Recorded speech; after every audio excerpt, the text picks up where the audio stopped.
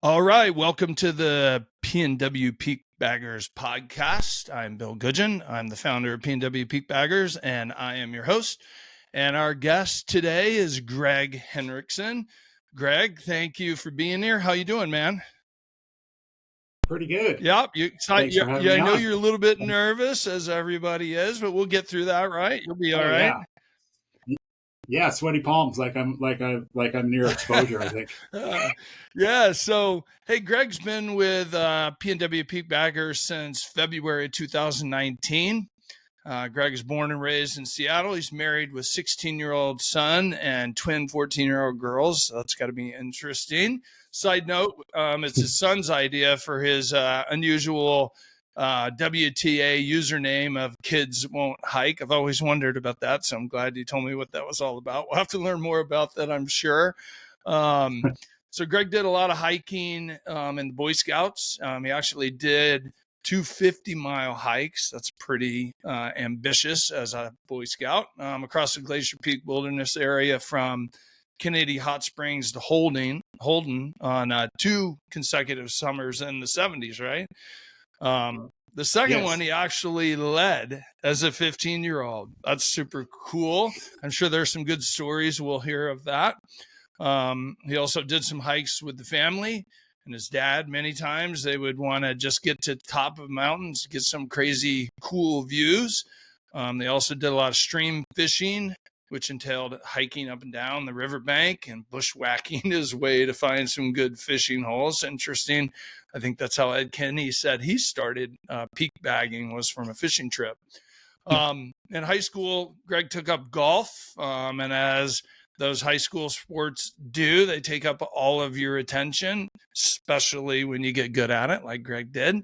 So that probably took up the majority of his time for the next 25 years. So not really much hiking, but he still loved the mountains, but mostly did his exploring by either getting on the mountain roads on a dirt bike or a snowmobile. And then he started back hiking when his son was in the Cub Scouts, and he became friends with a couple of the scout dads who liked to hike. And it didn't take long to get him hooked again, and now he's obsessed. Just before the show, I checked out PeakBagger.com. I stalked Greg's profile, and I see that he has 549 unique peaks and 1,263 ascents recorded. I would say, yes, you might be a little obsessed, Greg. So welcome again. So I'm going to start off with a question I ask all of our guests. So what's your definition of a peak bagger? Oh, someone who's obsessed about getting to the top of peaks. It's you can't, if you're going on a trip. I mean, it seems like the most important thing. I mean, you have safety and all that. You want to get to the top, and now with you can keep track of them. You can get pretty obsessed by wanting to hit all these peaks. And sometimes it takes away maybe when you're just going to go on a regular hike or something. We got to get to this peak. Yeah. So somebody asked me this question one time, or we were talking about hiking, and I had made the comment about, well, I'm not really a hiker.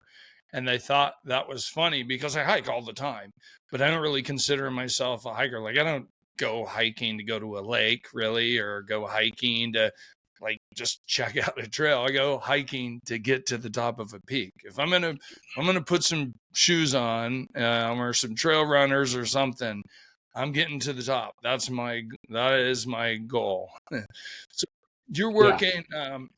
Sorry, go ahead. Oh, sorry to interrupt. Yeah. Sometimes it's like, well, how was your hike? And you just think, well, this really wasn't just a simple hike. This was, bushwhacking, scrambling, route finding. This was a full day adventure. Yeah. Do you think? So it's actually an interesting question that I hadn't really thought of before in interviewing other guests. Do you think that that focus of getting to the top and summiting and bagging that peak really helps the the drive to get there? I mean, sometimes would you think maybe in the past before you really got focused on peak bagging that you might turn around otherwise, maybe because the conditions weren't that great or the weather sucked or you just weren't having a good time, whereas now you're like, too bad. I'm going. Yeah, there's probably some of that. Yeah, because I know that there's many times when the conditions aren't bad. I mean, for me, it was always, hey, let's, if you're out in the mountains and you see some vista or something, you want to get to the vista, and it really didn't get into the whole peak bagging thing until you started to venture out. Well, I started to venture out more, and then and you found you could get to more of these peaks, and then once there was the peak bagging site, then where you could kind of keep track of it and see, and then you see other Right. places, then it kind of, well, I need to get this peak, Yeah. So when, like, do you recall when you sort of felt that transition take place? Like so you joined PeakBaggers or PNW PeakBaggers in 2019. Like, and you said that you got back into it when your son was in Cub Scouts. So like, how long before 2019 did that obsession really kick back in and into high gear? Well, one of my the scout dad's friend Robert had gotten me back into hiking, and then we became pretty good friends. And then he did a lot of hiking, and so we would go out and we started doing.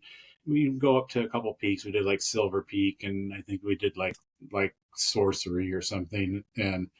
But it wasn't until like September of 2018 where my wife had something going on, had a conference down in Florida, and she wanted to take the kids down to Disney World down there. And I'm like, I don't know if I want to go to Disney World, in September when it's just beautiful here. I wanted to, do some of this stuff. So I did that, and I did like Table Mountain one day, and then my friend says, hey, you want to do Silver Peak? And I'm like, well, I was going to go to Mount Rainier, but you can go down there the next day. So anyway, I did like 3 days of getting to these peaks, and I'm like, this is good. I can do this, and that kind of set me off on really trying to go and get, to do more difficult stuff, because even a year before that, we had done like Wallace Falls, and all those steps coming down. We had gone up to Wallace Lake and came around the other side, and my knees hurt so bad I couldn't catch those guys. Yeah. And I'm like, I don't know, this is, so I think I was going to the gym at the time. So, I said, I got to do something with my knees, and, but anyway, after doing a little bit more, I found out, hey, I can go out and do some more stuff. So it was like, hey, there was a couple of I-90 peaks. I started doing that. And I don't know when it changed to really getting, looking at the peaks. Did you, once you got onto PeakBagger.com, it sounds like maybe you had to go back and then kind of research some of the stuff you'd already done and reload that. Did you go through all of that trouble, or did you just start recording stuff from the moment you got on there? No, I went back. Yeah, no, I've gone back. You gone back. You want to make sure and get every single peak, right? Yeah, well, of course, yeah. Maybe it didn't happen right away, but you're like, oh yeah. Look, I did that one. I did that one too, because it's a good, it's a good research tool. Yeah, absolutely. Yeah, I think I told you before we jumped on the call, actually, I'm pretty excited. One of the upcoming episodes on We Like It on Top, the podcast, I actually have Greg, the founder of PeakBagger.com, on there. So I'm real excited about that. I think people will definitely want to hear his perspective. He's a guy that, is kind of quietly behind the scenes built this super powerful tool that so many of us in the group use.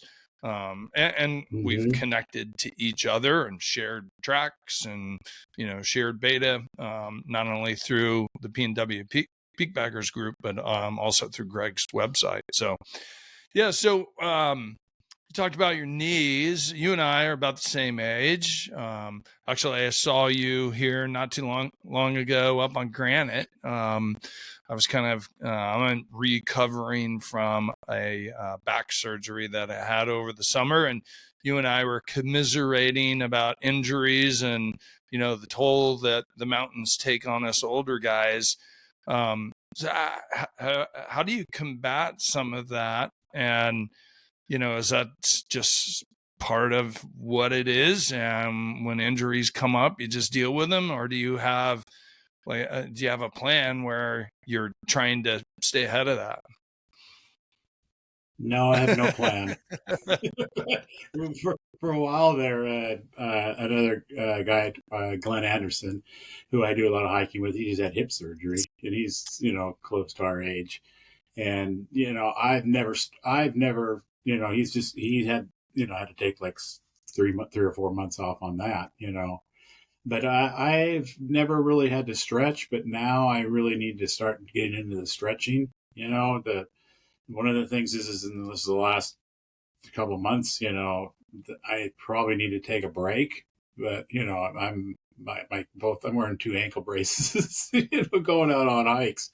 So I'm just plugging along until I can't do it anymore. I guess I know that I need to take a break. But then the other thing, along with peak bagging, is I have elevation goals, and those are kind of hard to stop doing that. And taking a break. And then of course the nice days are when one of your scramble buddies says, "Hey, let's go out," and you're like, "Well, okay, I got to go out." Yeah. What do you do for exercise outside of peak bagging and hiking? You go to the gym, you hit the gym, or you runner, cyclist, or is it you pretty much that's where you focus your energy is on just getting outside? It's mostly just going and getting outside, and you peak bagging, I guess. Did you so you mentioned your knees in the beginning, and I think you were talking when I ran into you were talking about even some knee issues here recently, but also now you're dealing with ankle issues. Have you had any knee surgery, or is that a concern for you? Do you need to do that? No, not yet. Every once in a while you get a little bit of knee pain. I think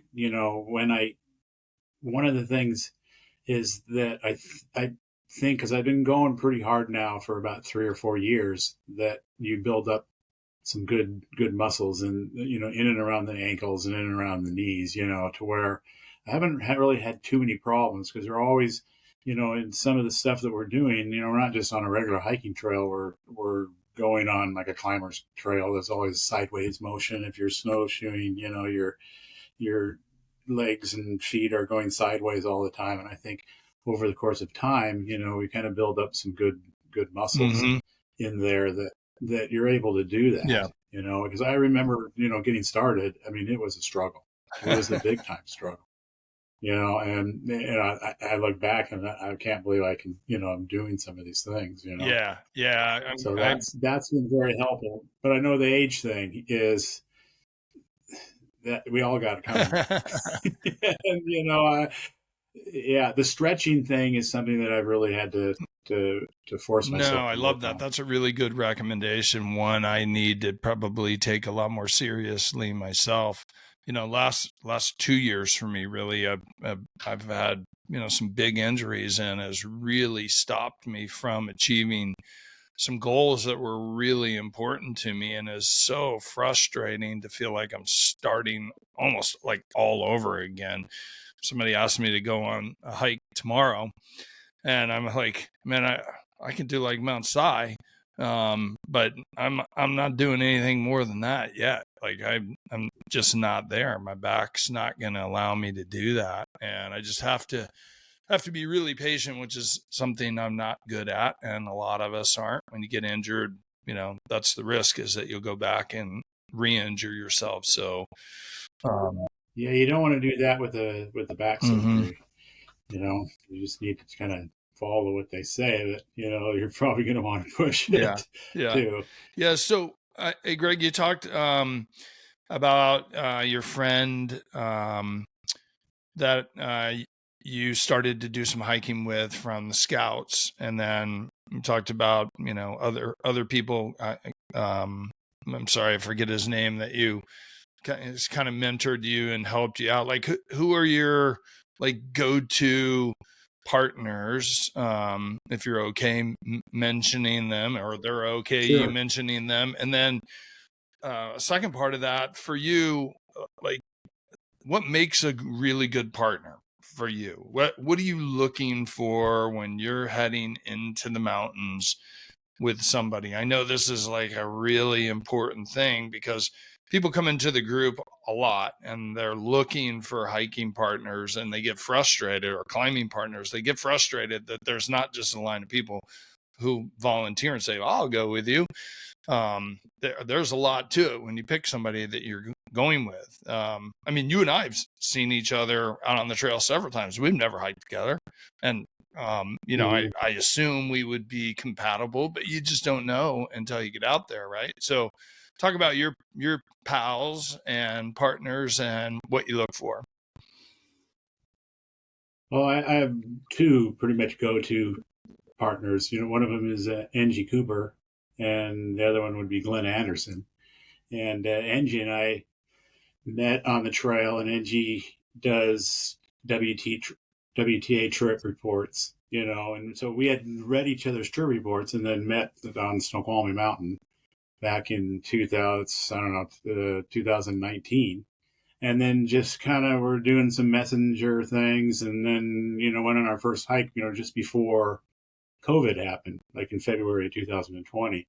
And so, we started doing a couple hikes together. And at that point in time, I hadn't done really any snow hikes, and Angie had done more snow hikes than me. So, they were like, hey, you want to go do Red Mountain from Highway 97, Red Top Lookout from Highway 97. I go, yeah, okay. So we did that, and then we did a few others, and, kind of found out that we both kind of hiked at the same pace, both like to kind of go out and do kind of not off the wall kind of trips, go climb some peaks that, maybe not very many people do, or, different routes in the snow and stuff like that. And then COVID happened. Oh, right. And, some of my other friends couldn't do anything. And so kind of Angie and I became friends because we would just go out together when everybody else was, couldn't go. And so we started doing more and more stuff. And with Angie, there's a good trust because we both do, before we go out, we do a lot of research, both of us. We'll pick somewhere to go, and then we'll go, do research, and text back and forth, hey, is this the right way to go? Should we go this way? Expand upon that a little bit for people who are maybe just starting to get into peak bagging. What are your research tools? Where do you go to look for information, and how do you validate the accuracy of that information, and what's kind of your go-to sites and or tools you use? There's to find out about, first of all, it's kind of like, Cal Topo is really good and really has some good maps, and you can kind of scan where to go, and there's other little features on there, slope angle shading, you can check out where, they show trails on there, they show that there's some peaks, it's a good mapping feature. And then, once you pick a peak, you can either, you go on WTA, that one of the reasons why I joined was so I could kind of like give back, because I got a lot of good information on WTA. Now, another really good nice site plug for the Washington Trails Association, which I am also an ambassador for. So I appreciate you saying that. Yeah. More trip reports are always needed there. More trip reports are always welcome and needed. They have such a cool app for searching. Sorry, I'm losing my voice here a little bit. I've had a cold and lost my voice for almost a week. Sorry, go ahead. And, so that was a good one. But then there was also northwesthikers.net. Yep. nwhikers.net, which has a lot of good information on some trips. I mean, WTA is mostly like for, on trails, there's a couple other, you can always get good info there, but Northwest Hikers is if you're trying to get some, some mid-state miler peak up up the Middle Fork or the Dingford, someplace that hardly anyone goes to. You can sometimes get some good info there, and then, your site, the Facebook group, you can get some good info there too, so you kind of got to look around, and then, you're always the weather things. And so there's a couple good weather apps out there, windy.com, and you kind of got me started on that, along with Eric Schultz to help me out on that too, to get a little more info on how to use it. Yeah, it does take a little practice to understand what you're looking at. Yeah. And so, those are good, good things to look at, online. If one of the things about research, and I don't know if we might talk about this later, is like if you're just getting started in peak bagging, like when I got started, I started doing, everyone I think starts out with like Psi, and you start doing Mount Psi, and then you're like, well, wait a minute it's here. Probably the first big hike for 90% of the people in the Seattle area. It was for me when I got back. I did that like by myself, like in 2017 or something. I was like, wow, that I've never been up here. Why did I never go up here? This is, I can do this, and then it's like you kind of go over, well, there's a bunch of, 990 peaks, though there's a lot of good ones, and you go out and hey, I can do these now. Then you can, then I think everybody does the same thing. They start doing this, and then you can do some stuff around Mount Rainier National Park, and then you start venturing out. Pretty soon you're out in the middle of nowhere on some no-name peak, miles from anyone, and don't see anyone all day. So, that's kind of everyone kind of graduates that way, maybe getting started. And then you can also see how you are about, how are you route finding? That's a huge thing. Can you do this by yourself? And, that's a big thing. Let's maybe talk about that a little bit more. Like, it's a skill not a lot of people have, honestly. There's a lot of people that, I've seen in the mountains that are solely reliant on Gaia or some other GPS device. And in the event that device goes down, they might find themselves in trouble. They don't have maps, and even if they had maps, they may not know how to read them, and or just kind of read the terrain.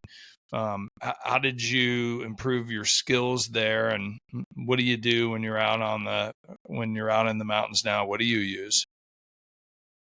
Well, when I first started out a few years ago, I didn't have any apps or anything like that, so I would go to CalTopo and I would print out maps. Don't tell anyone. I still do. Right. Great so to have a map. So that I'll do a map. If it's some long one, I'll just bring one because you just never know. And so I have you're looking at the maps, and doing the research ahead of time is always helpful if you're going to do something. And that's what, when I was talking about with Engie and I mean, we both hike at pretty much the same pace. We both trust each other. We both are involved in where we're going to go. We both are involved with the research, and we're both involved with, which route to take, So, there's been many times where we've had disagreements on which way to go, You're like, no, this is the right way to go, and it's, but that's a good thing to have with your, hiking, climbing, scramble partner, whatever we're supposed to call this, And so that, that's good when you have a partner. Now, when you're going solo, I would think, doing the research and kind of knowing and maybe having an idea of what kind of terrain it's going to be, and then whether you looked at a map, having a map is always kind of a good backup. It's not a necessity, but, I also carry like a Garmin 65, it'll show my track on the way back, I'll have my track. So in case, there's a lot of stuff that I'm doing is, off trail, and you got to be able to get your way back. And going down is always more difficult than going back up for navigation. You're always going down, hey, wait, this cliff wasn't there on my way up. So where am I? Oh, no, I'm going down the wrong ridge. So you can look at that. I have a Garmin watch, smartwatch, supposedly, even though I don't know how to use it. So half the stuff. But, there's a little map there that sometimes I use because I don't want to look at my bigger Garmin device. And then, now that I have the app, it's really nice because it'll show you where you're at, which is always kind of nice. I mean, I've only been doing that for about a year now. And I've thought, is this going to affect some of my navigational skills that I have because I have this tool that is so helpful? I mean, it'll just show you where you're at all the time. Yeah.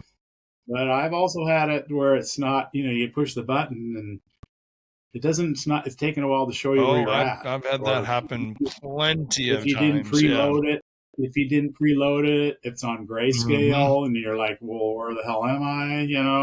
And so it's kind of nice to have backups now. I mean, that's just me and my personality. Absolutely. But, I stick with it. I mean, you don't need that if you're just going to go when you're going at mailbox or something, but So can we talk about gear for a second? So we're kind of talking about that a little bit here. I'm always interested in your go-to gear, like what kind of pack is your normal pack that you're using? What kind of boots or hiking boots do you wear? And are you a trail runner guy or are you a hiking boot guy? And I've gotten into the trail runners. Yeah, the trail runners are so light. I mean, I like in the summertime I use the low cut trail runners, which I never thought I would be able to, because I always, sprained an ankle playing basketball. I just thought, no way am I going to go up there and with just low tops, that's just crazy. But, once you build up a little strength in the ankles, then they're nice. Now, I've been having some ankle issues from overuse, mostly Achilles. And so I've been using the mid tops. I like the mid top, either the Solomon mid top cross hike boots, or I kind of like the North Face Invictus, I think they're called. Those are pretty nice and light and waterproof. And I mean, I used those when I did McClellan Peak earlier this year in the snow, and they were nice. I carried my Trangos all the way. I just, I'll carry my mountaineering boots and I've the done trail that a lot. as long as I can. And they were good. I mean, like for the amount of weight they are, you get they're just so much more comfortable and you can move so much faster. Sure. Like I'm the same way. Like if I can get away with it, I'll wear trail runners everywhere I can go. I kind of switch them up. I don't know if you do this, like if I have a really technical scramble that's planned, I'll wear one type of trail runners. If it's just a long day, and I'll be on my feet, I'll wear a different, I'll wear like Hoka Speed Goats because they're just super comfortable, but I don't feel as confident scrambling with those. So I have I wear Sportiva Bushido 2s for, real technical scrambles because I have a real good strong footbed. You do the same thing, or you pretty much? Yes, I do. Yeah, and it's good that you said that about the Hokas, because they just don't have, they don't have the feel with all that big cushion. Yeah. For the scramble part. Yeah, and I shred them. So I love them. I just shred them when I scramble too, because the footbed's so the sole's so soft on them.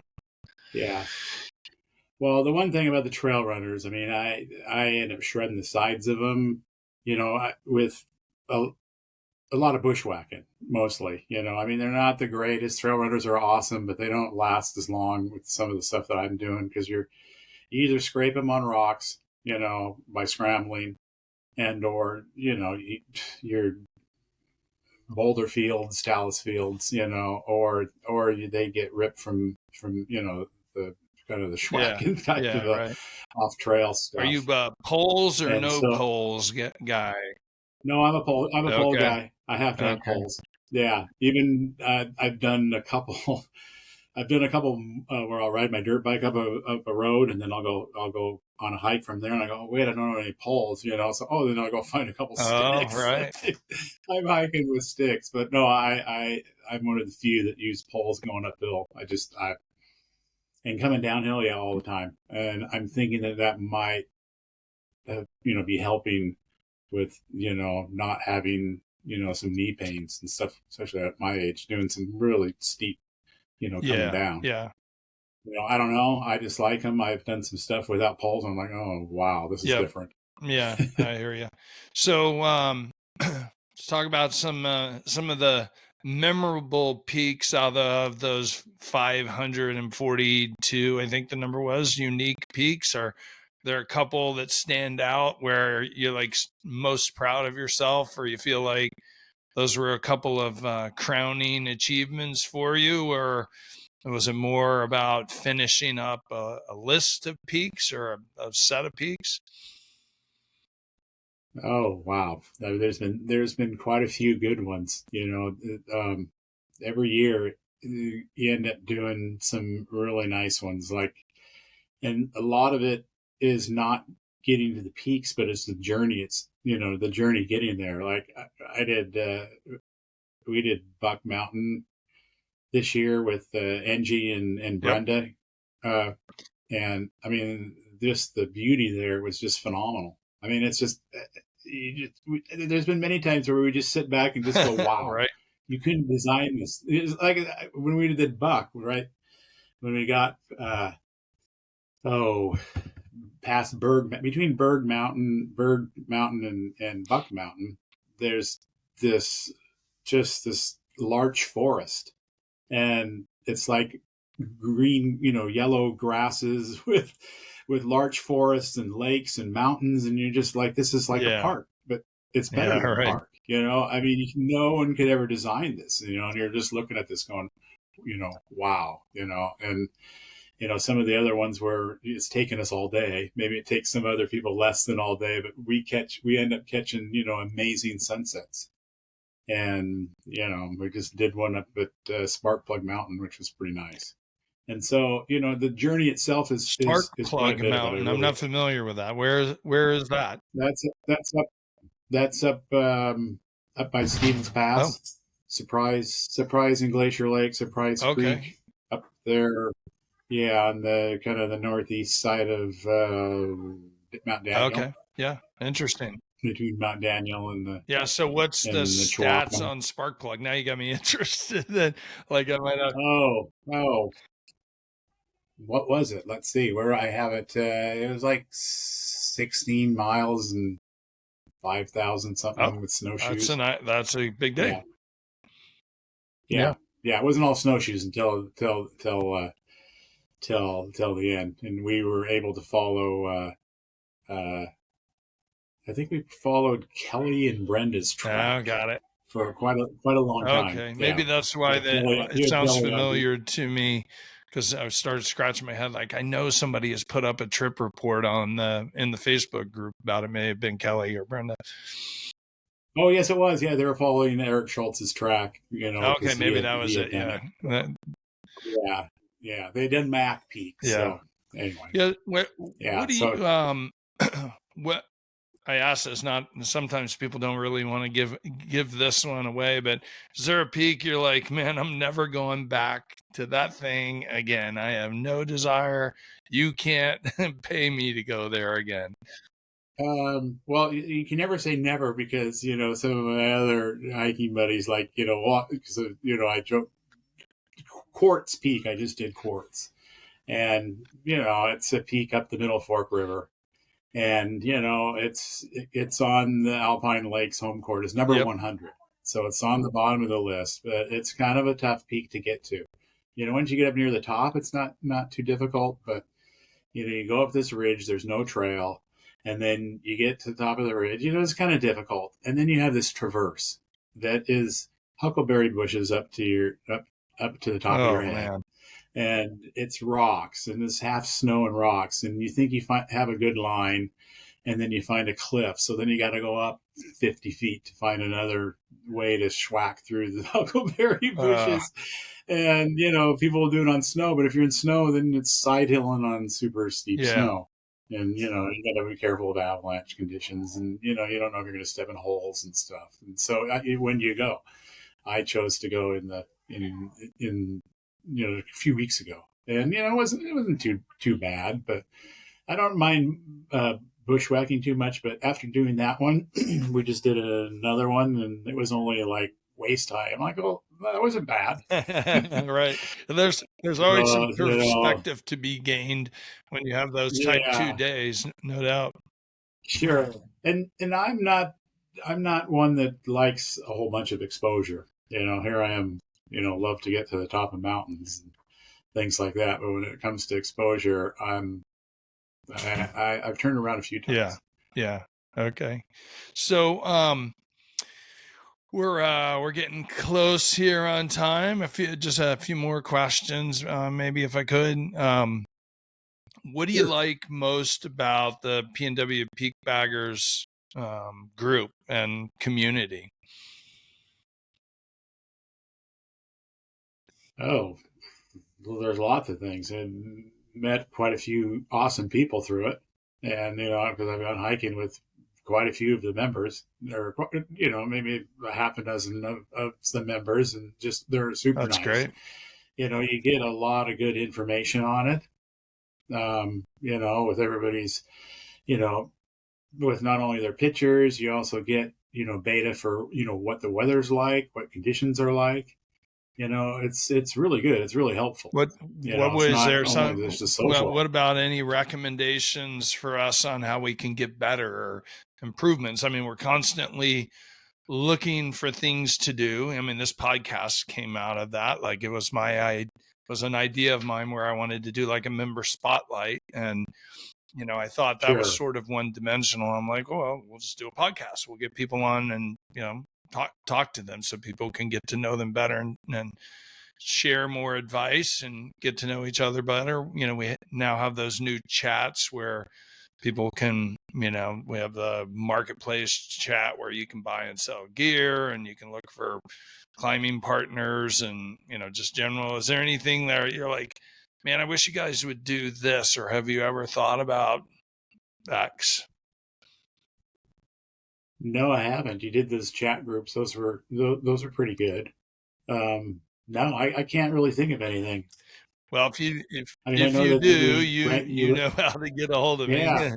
I know who to tell or to ask. Hey, try to do Exactly. this. Yeah, no, I'm sorry. I've drawn a blank on that. No worries. Yeah. So yeah, it's been good. So, what's something that people wouldn't know about you from following you on social media? Obviously you're a big PeakBagger, you're a family guy, you got kids, a couple of twins, you got teenagers, so that consumes a lot of your time. What else do you do when you're not hanging out with the family? I know you're a big Huskies fan. I can't say that. Half the time that I see you out on the trail, you got a Huskies hat on. Well, yeah, it's football. It's football season, and this year's been fun. My youngest daughter, she's a senior at UW, so we've been enjoying this very good year in football, and excited to see what comes out of the Sugar Bowl. Yeah, my son, who's 16, he's really enjoying it and really getting into it, and I keep telling him, there was some lean down years, Yes, there were. He says, well, I've never seen them undefeated. And I go, well, I haven't seen them since 91, a long time ago. So yeah, it's been, my dad took me to games in the mid 70s, and so I've been going to get those games. It looks like you got some Hawks memorabilia behind you also. You Seahawks fan also? Yeah, I got a few things. Yeah. And football's been, for a spectator sport, but it's mostly been the Huskies first and then the Seahawks.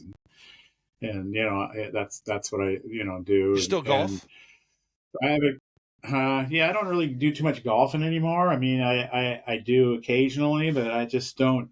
I'm doing this right now. I really enjoy doing, getting out into the mountains. I do have a cabin, and I have a cabin over in Easton, so which is a fairly short drive, and that's nice to go Oh, over there nice. Yeah. and do stuff there. So yeah, when you see that I'm doing a bunch of stuff, why is Greg always doing Baldy or Easton Ridge Yeah. or Catches Beacon or Little Catches Peak, which I like to do. It's because it's pretty Actually, close. I So. like Baldy. My wife and I did that, I don't know, 2 or 3 years ago. And I was kind of surprised I hadn't been up there before, and we actually really enjoyed it. Yeah, it's nice Yeah. over there. So you went into it a little bit about the advice. What advice do you have for, and I wouldn't say younger people, because I mean, you kind of got into this a little bit late in life. A lot of people do.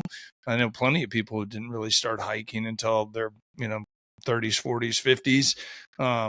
Just for new peak baggers, what advice would you share? Shared a little bit of that. Is there anything you want to add?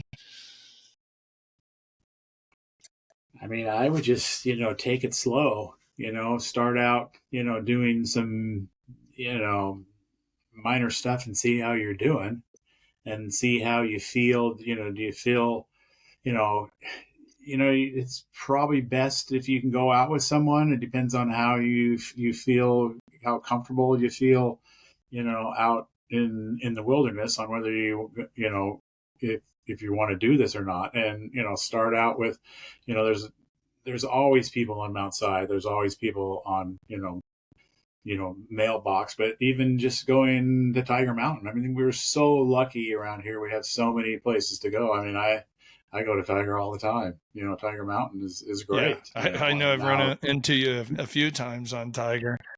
Yeah, and either you can do Poo Poo Point, or you can go up and do West Tiger 3, and see how you do doing that. And and if you get really tired, then maybe try and do it again and see, and you can build up some strength. Because one of the things is about the peak bagging thing. If you go out there, you got to remember you got to come down.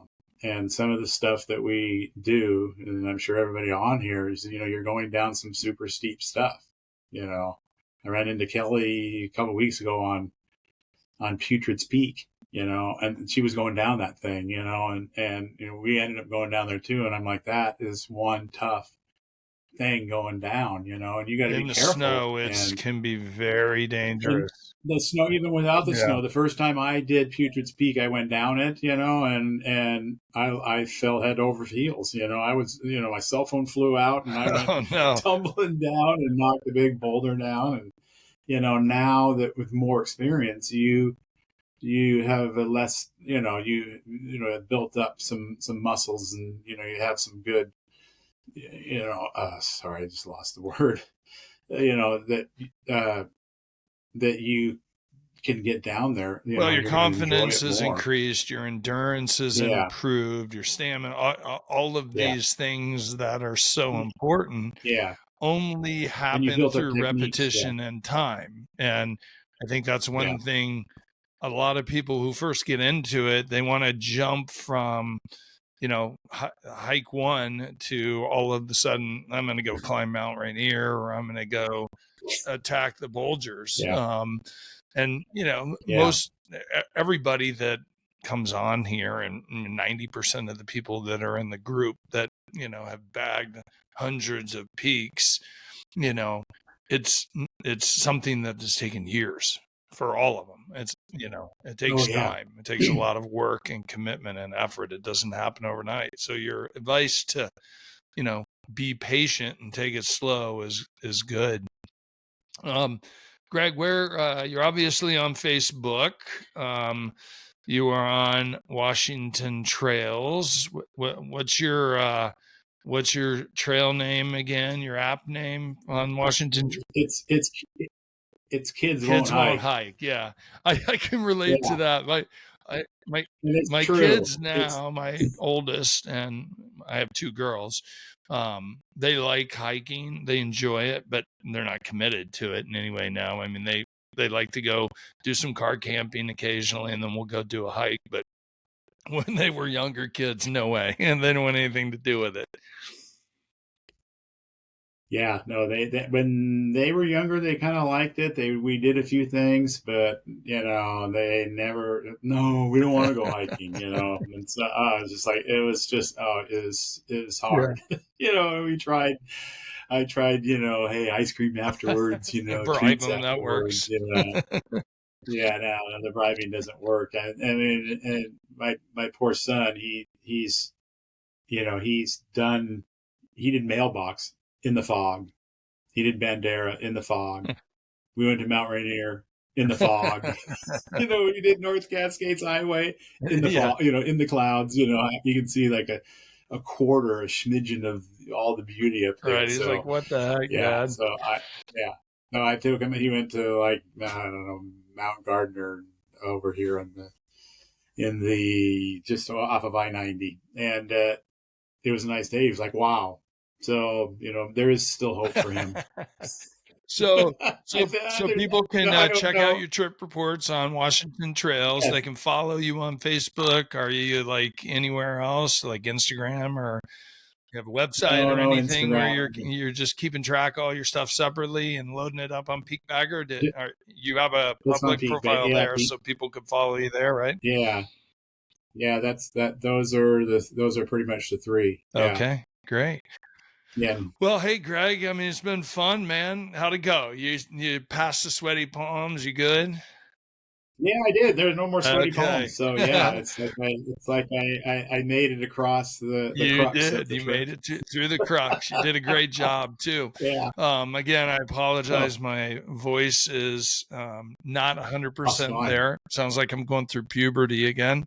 That was bad enough the first time. I really don't want to be doing this again. So, hey, everybody, thanks for watching. If you're watching on YouTube or listening, if you're listening to us wherever you get your podcast from, make sure that you like and comment and you subscribe wherever that is. That helps us out a lot.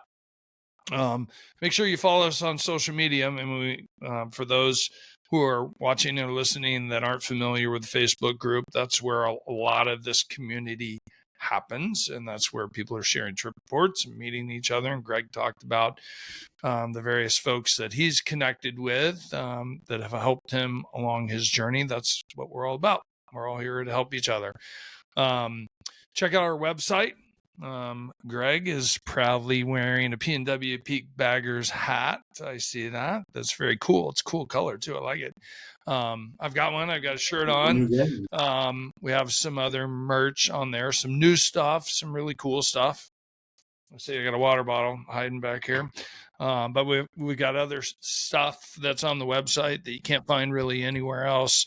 So please check it out. And lastly, if you're not following We Like It on Top, We Like It on Top is kind of a global PeakBaggers community. We have a website, Facebook group. We're all over social media. We also have a podcast there. So check us out. And thanks again, Greg. Great seeing you. And hope to see you again out on the trail.